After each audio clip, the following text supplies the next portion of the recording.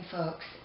So my doctor, having told me that I couldn't do anything else for me on my last visit and me getting very upset about it, I got a letter through the post from the infectious diseases clinic in Bradford.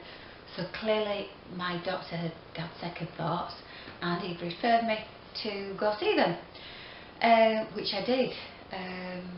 The first time I went, they were very, very dismissive of me having Lyme disease. They did the Lyme disease tests. Now, bearing in mind at this point, I had actually had the disease for probably 15 years. So there was no way, really, I didn't know at the time, there was no way that the actual test would ever really prove positive at this stage. The Lyme disease bacteria were actually at this point living in my cells, my organs and my tissue. So there's actually no antibodies floating around my body for the test to pick up on, and that is what the test picks up on. The UK test picks up on the antibodies. It doesn't actually pick up on the Lyme disease bacteria itself. So needless to say, the test came back negative. They actually inferred that I was being a hypochondriac, and well, they weren't very happy with me. I went back again for another meeting with them and had another test because I tried to convince them that I had Lyme. Again, same old results. The results were negative.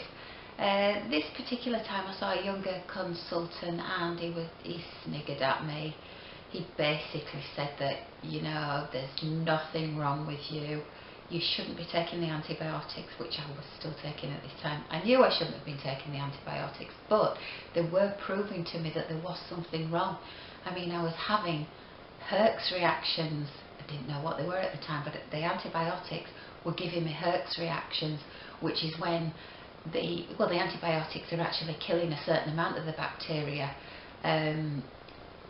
You know, and making me poorly every few weeks as I took the antibiotics. So, you know, they didn't know what that was either. I didn't know what a Herx reaction was either. So, well, they came to the conclusion that there was absolutely nothing wrong with me and the antibiotics were having a placebo effect on me. And that was the end of that. I went backwards and forwards there for 6 weeks and to no avail. So I decided after that I really needed to take matters into my own hands because I was so poorly, which is what I did.